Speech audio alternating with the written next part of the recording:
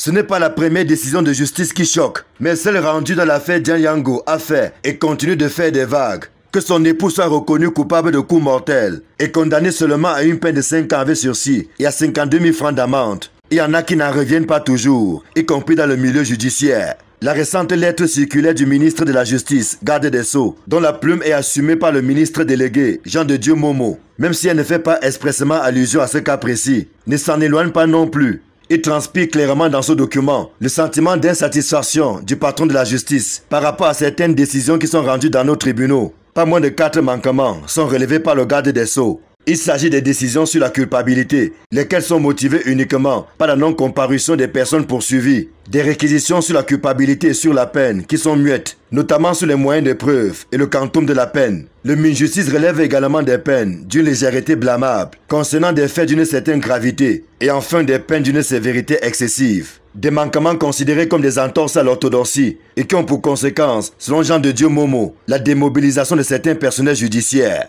Aussi, le garde des Sceaux interpelle-t-il le procureur général près le tribunal criminel spécial ainsi que les 10 procureurs généraux près les cours d'appel. Il leur est demandé de prescrire à leurs collaborateurs magistrats du parquet l'adoption d'un certain nombre d'attitudes lors du traitement des affaires pendantes devant leur juridiction. Dans ce sillage, ils doivent désormais s'abstenir de se limiter à requérir simplement l'application de la loi. Ils doivent systématiquement faire appel ou pourvoi de tout jugement ou arrêt, prononçant des peines d'une légèreté blâmable ou alors concluant à la culpabilité, uniquement en raison de la non-comparution des personnes poursuivies. Pour ce qui est des réquisitions sur la culpabilité et sur la peine, le ministre de la Justice leur demande de se prononcer explicitement et au besoin par écrit sur les moyens de preuve ainsi que sur le quantum de la peine. Tout manquement, conclut la lettre circulaire du Minjustice, expose leurs auteurs à une réponse disciplinaire appropriée. Si les justiciables, les avocats et autres acteurs de la chaîne judiciaire saluent cette sortie du garde des Sceaux, ils attendent cependant la suite qui lui sera réservée. Pour croire.